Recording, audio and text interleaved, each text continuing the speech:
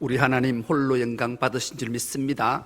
할렐루야. 이 밤도 주의 전에 나와 주의 성호를 찬미하고 또 말씀 듣고 기도할 때 응답의 역사, 문제 해결의 역사가 있기를 주의 이름으로 축복합니다. 오늘 함께 은혜 받고 기도할 말씀의 제목인 네 번째 인을 떼시다, 이런 제목으로 함께 은혜를 나누겠습니다. 이 계시, 예언이란 말, 히브리 말 하존, 하나님께서 보여주시다, 하나님이 나타내시다. 무엇으로? 꿈으로, 환상으로, 미래로, 비전으로. 이 신약에는 이 계시란 말이 아포칼립시스라 그랬습니다. 뚜껑을 열다, 덮개를 벗기다. 하나님이 사도 요한에게 영안을 열어주셔서 하나님의 계시의 말씀을 뚜껑을 열고 덮개를 벗겨 보여주시니 예수가 자기에게 오는 모습 보면서 보라, 세상죄를 지고 가는 하나님의 어린 양이다, 그렇게 말씀하시면서 이 계시록을 시작할 때 이 예언의, 이 계시의 말씀을 읽는 자와 듣는 자와 그 가운데 기록한 것을 지키는 자가 복이 있다, 이렇게 시작해서 계시록의 문을 활짝 열지요.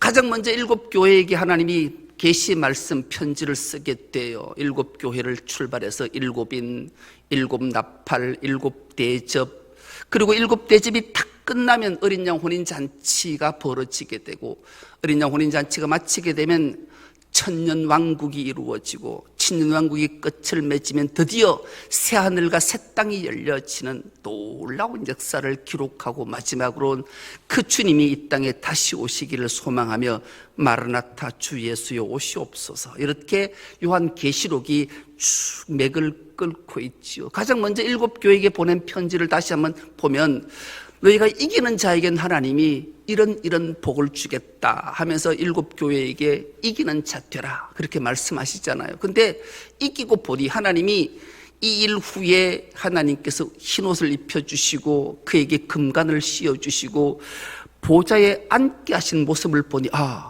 내가 이겨서 이런 흰옷을 입고 금관을 쓰고 보좌에 앉은 것이 아니고 우리 주님이 나를 이기게 하셔서 이 자리에 앉게 하셨구나, 이거 깨닫자 그 보좌에 앉았던 모든 자들이 자기가 썼던 금관을 벗어서 죽게 들이잖아요. 그때 하나님 오른손에 두루마리 하나가 들려있는데 뗄 자가 없는 그 인을, 그 모습을 보면서 요한이 펑펑 우니까 주의 사자가 말씀하시잖아요. 울지 말라, 그 인을 뗄 자가 있다. 바로 어린 양이신 예수 그리스도가 그 인을 뗀다. 정말로 주께서 그 인을, 첫째 인을 딱 뗐어요. 사도 요한이 얼마나 감격했어요. 흰말을 탄 자가 있는 거예요. 이야, 드디어 이기시고 온 천하를 이기시고 우리에게 승리를 주시는 참 그리스도인 줄 알았는데 그 손에 보니까 활이 들려있는 거예요.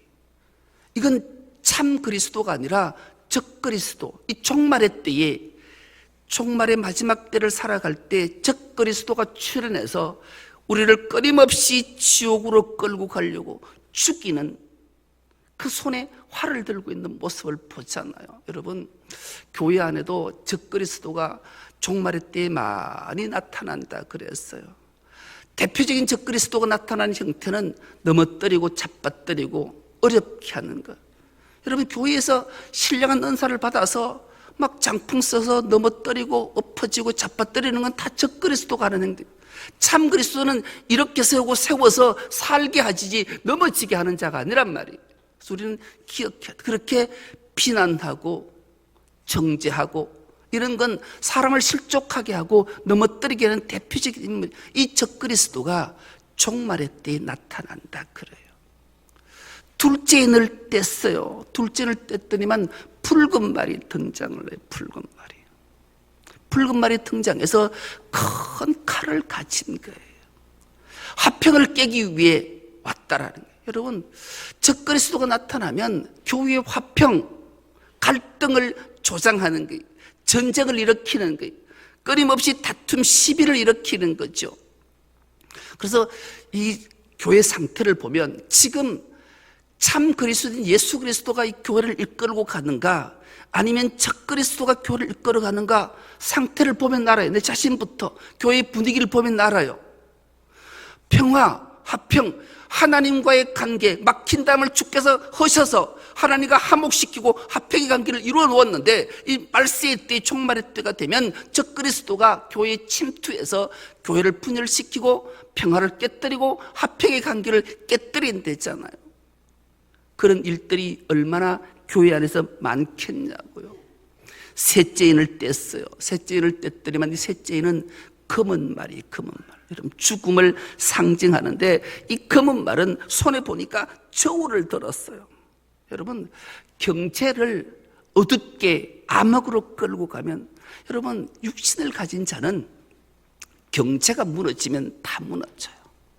여러분, 지금도 경제가 무너진 나라들이 많잖아요. 특히 아프리카라든지 이런 어렵게 힘들게 사는 나라들, 이 모두가 5%가 90%의 재산을 갖고 나눠줌이 없는 불공정, 불평등이 만연하게 된다라는 거예요. 이것을 종말의 때가, 이것을 보게 되면, 우리가 지금 종말의 때를 살고 있고 마지막 날을 향해 한 걸음 한 걸음 나아가는구나.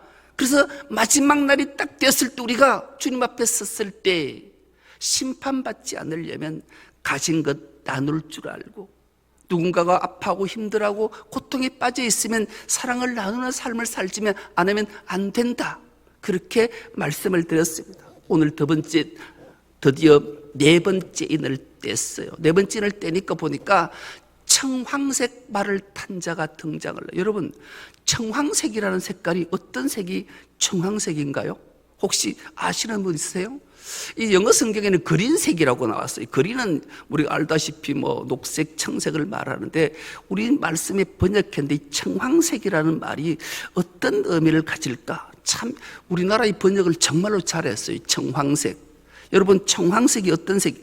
우리가 황인종이에요, 백인종이에요? 황인종이 누군가가 특히 부부싸움을 해서 주먹이 내고 2개만한 모 장로님이 그 아내가 말을 안 들어서 눈탱이를 한 대 딱 때렸다. 그러면 어떻게 돼요? 눈탱이가 방탱이 되면 항색 얼굴에 새파란 멍이 들면 요게 청황색이에요. 정확한 표현을 써놨어요. 이게 청황색이 그런 색이에요. 우리는 푸르딕딕하다 이런 말, 우리나라 말만 가능한 표현들이, 푸르딕딕한 상태를 이 청황색이, 이것을 왜 오늘 이 말씀을 성경에 기록하고 있는가 찬찬히 봤더니만 그 탄자의 이름은 사망이다. 탄자가 이름이 사망이, 죽음을 가지고 오는데 이 사망은 음부가 그 뒤를 따른다 이래요. 여러분, 사람이 죽으면 시체가 변하는 모습이에요. 여러분, 죽은 사람 시체 본 적 있으세요? 사람이 죽으면 이게 붉은, 이게 우리 특히 황인종들이 모습을 읽다가 죽게 되면 왜 입술이 파리해지고 막 이렇게 핏기가 사라질 때 변해가는 색깔이 이 청황색 색이란 말이에요. 그러니 이 엄청난 상상만 해보세요. 전 죽은 사람 정말로 많이 봤어요. 많이 본 적도 하고 염도 해봤어요. 염도. 사실 우리 신학교 다닐 때 염을 배우거든요. 실천신학에서 염을 배워요. 그래서 나는 요즘은 이제 사람이 죽으면, 전 아직까지 우리 교회 와서는 염을 해보지 않았는데, 요즘은 이제 염하는 사람이 있으니까 목사가 염해주는 걸 원하지 않더라고요. 근데 옛날 어른들은 누가가 죽으면 목사가 염을 해주기를 바래요. 그래서 알코올로 솜으로 다 닦아내고 그랬는데, 지난번에 있었던 교회 모 근사님이 그래서 내 죽으면 목사님이 염해주세요. 알았다, 내가 해준다. 그랬는데 못 해주고 와버렸는데, 아무튼 그 사람의 시체가 죽어서 썩어가는 단계, 겨울에는 그걸 좀 덜 느끼지만 여름에는 그 급속도로 진행되는 모습들을 보면 이게 오늘 말하는 청황색, 푸르딕해가 지는 모습들이, 여러분, 그래서 이 사망이라는 이름을 가진, 죽음이라는 이름을 가진 자가 음부라는 말이 등장하잖아요. 음부라는 말은 우리가 너무나 잘 아는 그 누가복음 16장에 부자와 거지 나사로 얘기가 있잖아요. 부자는 맨날 자색 옷을 입고 연락하다가 죽었고, 거지 나사로는 헌데를 앓고 그 부잣집에서 떨어지는 부스러기 먹고 있다가 부자도 죽고 나사로도 거지 나사로 죽었는데, 거지 나사로가 아브라함 품에 안겨 있고 천국에서 은부에는 이 부자가 들어갔는데, 이 음부에 들어간 부자가 얼마나 고통 중에 불꽃 가운데 고통을 받는지 이 목마름 때문에 아브라함 품에 안겨 있는 그 나사로를 보고 부탁하잖아요. 아버지 아브라함이여, 당신의 품에 안겨 있는 그 나사로에게 안면이 있는데 그 나사로에게 손에 물을 찍어, 손끝에 물을 찍어서 내 혀를 좀 서늘하게 해달라. 음부의 고통은 사람이 죽어서 가는 곳, 음부, 게데스, 이 지옥의 그 엄청난 고통의 게헨나에 빠져 있는 이 상태를 설명하고 있는 거예요. 여러분, 우리가 그런데 그 상태에서 어떤가 보면은 이 사망이 음부의 뒤를 따르며 그들이 땅 4분의 1을 건설을 가지고 얻은 금과 흉년과 사망과 땅의 짐승들로 죽이더라. 네 번째는 엄청난 결과를 자세하게 계시해주고 보여주고 있는 모습이에요. 여러분, 사도 요한이 하나님의 계시를 받고 보니 얼마나 놀랐는가 하면, 여러분, 우리는 성경을 잘 모르면 어떤 현상이 일어날 때 대처하기가 어려워요. 그래서 우리는 성경을 많이 읽고 성경 말씀을 많이 묵상해야 돼요. 이 사도 요한은 알았어요. 도대체 이 말이 뭔 말인가?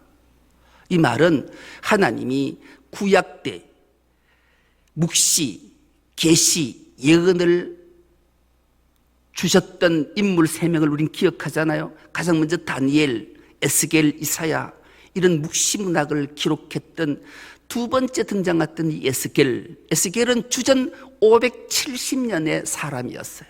그런데 이 에스겔이 하나님의 계시, 묵시의 말씀을 듣고 기록한 것이 네 번째를 딱 떼고 청황생마를 탄 자가 죽음을 가지고, 죽음이라는 이름을 가지고 음부로 끌고 가는데, 그가 하나님께로부터 받은 건세 4분의 1의 건세를 가지고 갔는데 그게 손에 보니까 칼이 있고 흉년이 있고 죽이는 일들을 한다.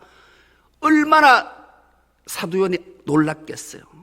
에스겔을 통해 말씀하셨던 것이 그대로 이루어지기 때문에 그래요.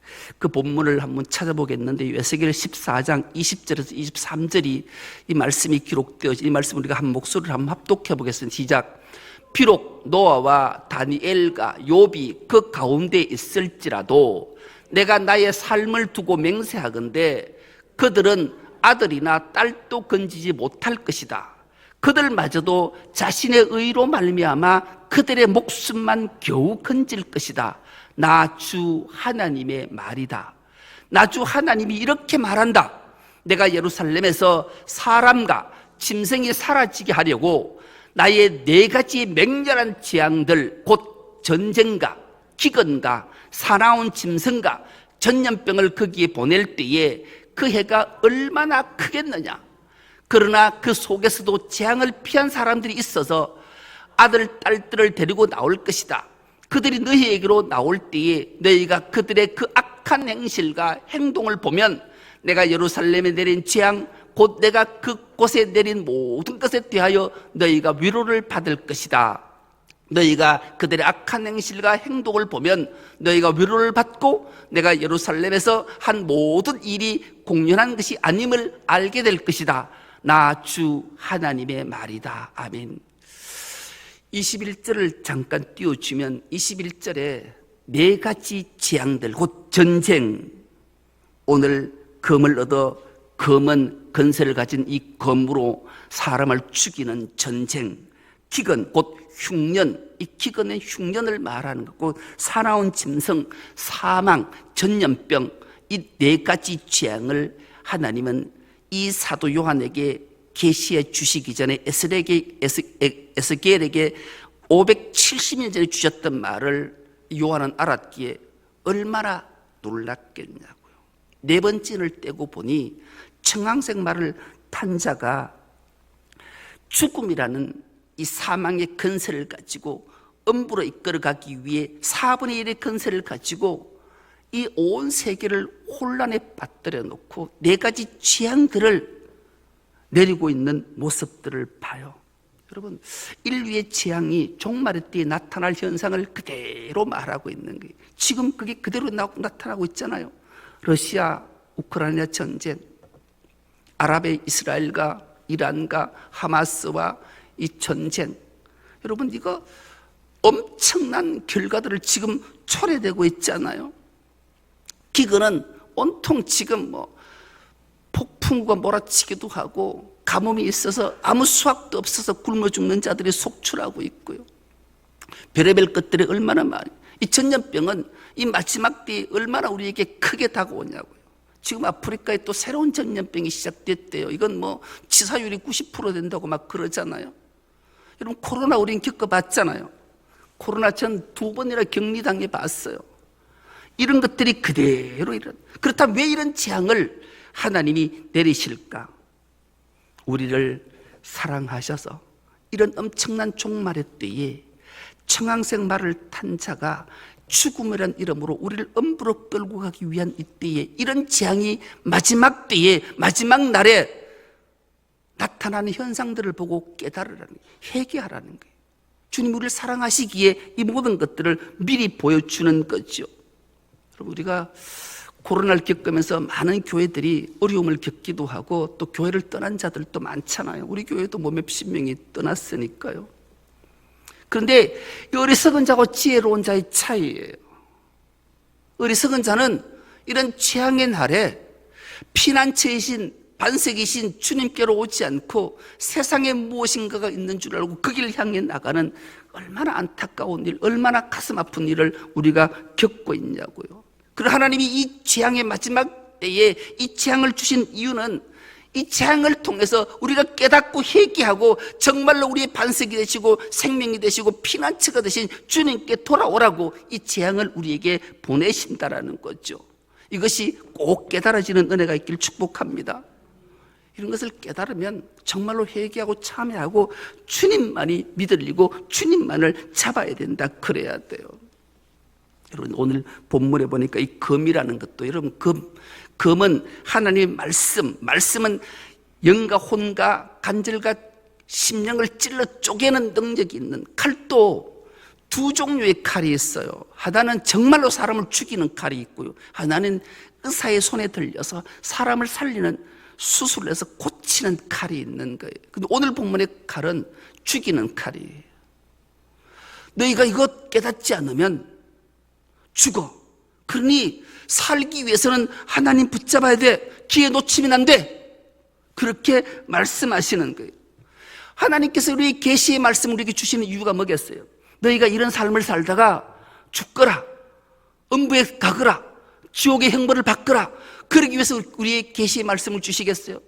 이런 종말의 때를 살아갈 때 이런 재앙과 이런 재난과 이런 고통이 너희가 엄습할 때 너희가 화들짝 놀라고 깨어서 세상에 소망 두지 말고 하늘 소망을 두고 세상의 피난처 찾지 말고 하나님의 피난처를 찾아서 참회하고 회개하고 하나님 붙잡으면 살아. 그러니 너희는 이거 꼭 기억하거라. 이렇게 해서 우리에게 말씀을 주시는 거예요. 하나님은 우리에게 재앙을 주는 이유는 죽이려고 주는 것이 아니라 우리를 살리기 위해서 주신다라는 이 진리를 결코 잊지 않는 은혜가 있길 축복합니다.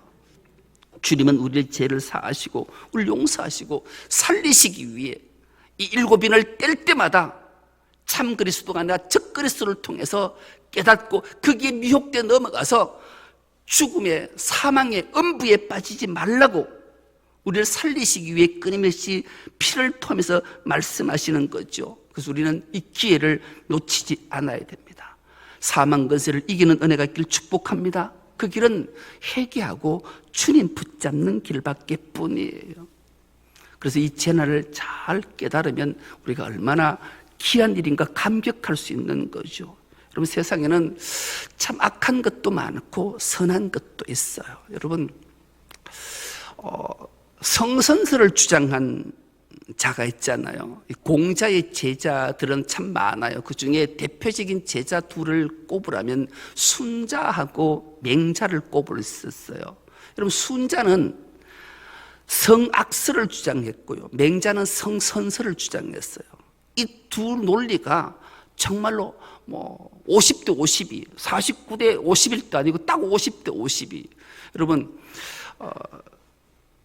남자들이 대답해 봐야 돼. 이쁜 여자가 좋아요, 못생긴 여자가 좋아요? 답을 안 하네.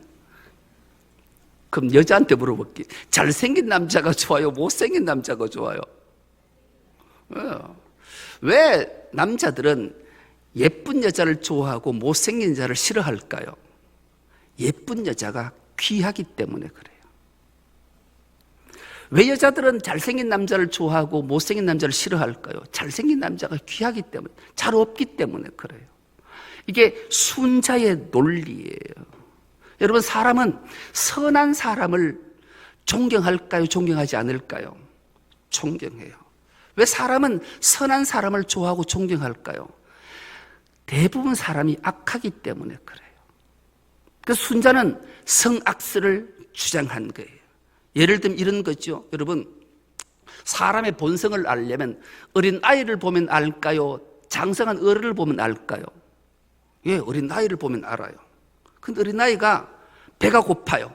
그런데 한 3일을 굶겨 놨는데 밥이 따뜻한 밥 한 그릇이 왔어요. 그럼 어린 아이가 그 밥을 딱 보는 순간 주위 보니까 엄마 아빠도 있고 할아버지도 있어요. 그러면 이 아이가 그 밥을, 배가 막 3일 굶었는데 그 밥을 주고 아버님 먼저 드시지요 하고 아버지에게 밥을 양보할까요? 자기가 먼저 허겁지겁 먹을까요? 지가 먼저 먹어요. 이거 봐라. 인간은 태생이 악한 거야. 이 순자가 이렇게 논리를 폈어요.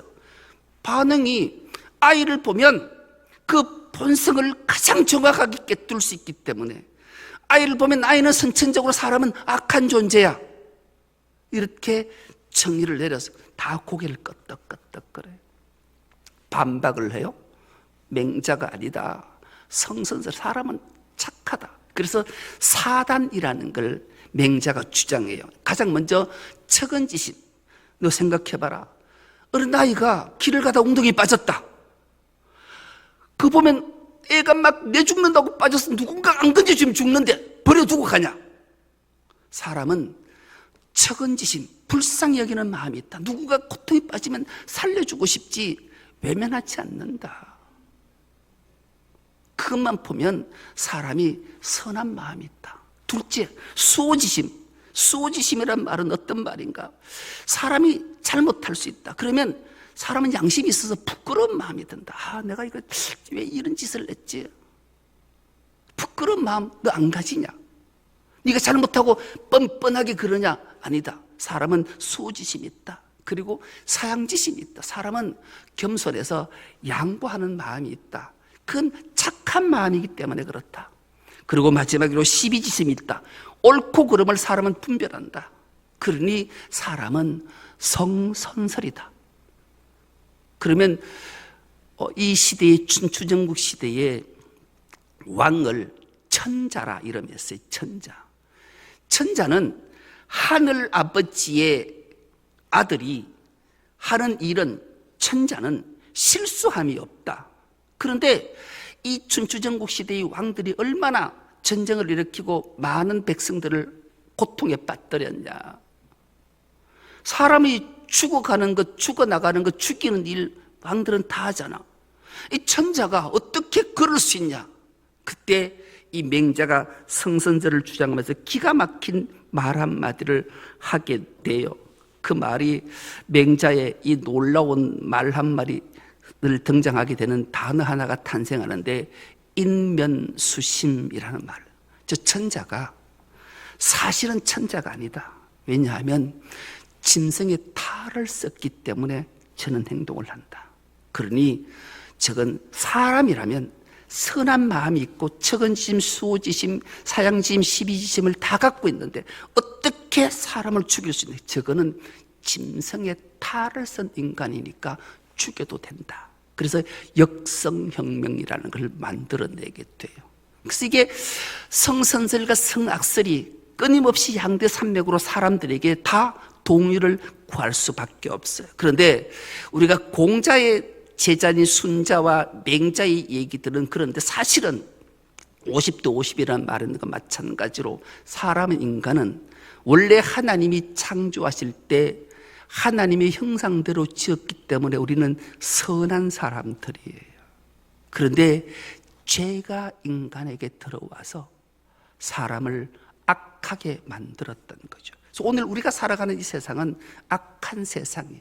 우리의 원죄가 하나님의 말씀 앞에 불순종해서 그 죄가 우리에게 들어와서 악한 세상 속에 살아가는 우리에게 하나님의 형상을 회복시켜주는 이 비결은 하나님 말씀으로 하나님 앞으로 나아가 십자가의 보혈로 제시선 받을 때 비로소 하나님 형상을 회복할 때 우리는 영생복락이라는 것을 누리게 해준다. 성경은 우리에게 가르쳐주는 거죠. 우리 교회도 우리가 늘 주장을 하지만 교회마다 특색들이 있어요. 제가 늘 주장을 하지만 우리 교회도 찬찬히 들여다보면 좀 미진한 것들이 있는 것 같아요. 교회는 반드시 4가지 축으로 되어 있다 했잖아요. 어느 교회는 말씀하는 교회가 있어요. 케리그마, 말씀만이 교회를. 그래서 말씀 아니다. 말씀도 중요하지만 정말로 성경 말씀을 교육을 잘 받아야 돼. 그래서 제자 훈련부터 시작해서 뭐 이런 디다케 교육에 막 열을 쏟는 교회들이 있어요. 그러면 안 된다. 교회는 교제를 잘 나눠야지. 친교가 우선이야. 주님과의 관계를 회복하려면. 그래서 코이노니아에 대해서 얼마나 많은 일들을 교제를. 어떤 교회는 무슨 소리 하나. 교회는 생명을 살리려면 봉사, 희생 이런 것들이 있어야 돼. 디아코니아, 섬김의 삶을 살아야 돼. 그래서 섬김의 모든 것 올인 다 하고 재정의 50%를 선교비로 내는 교회들 있잖아요. 그런데 다 옳아요. 그러나 진짜 건전한 교회는 말씀 25%, 키리그마, 디다키 25%, 코이노니아 25%, 디아코니아 25%, 똑같이 말씀도 25%, 교육도 25%, 교제도 25%, 친교도 25%, 섬김 봉사도 25% 할 때 이 4바퀴 축이 잘 달려갈 수 있는 거예요. 교회는 여러분 다양한 교회마다 다양해요. 사람이 다 다양한데 80인구가 다 다양한데 그런데 진짜 다양하지만 그 속에서 주님은 우리에게 말씀하시는 것 하나 있어요. 통일성이 통일성. 다양성 속에 통일해야 돼. 하나가 돼야 돼. 우리 주도 하나요. 성령도 하나요. 모든 것이 하나이기에 그 하나 속에 우리가 지체가 잘 움직일 때 하나님이 기뻐하시고 모든 것을 회복시켜 주시고 죽음과 사망의 음부에서 이기게 하신다 말씀하시기 때문입니다. 이 종말의 때에 정말 우리가 정신 바짝 차리고 하나님 말씀 부여잡고 승리하는 우리 모두가 될 수 있기를 간절히 기도합니다.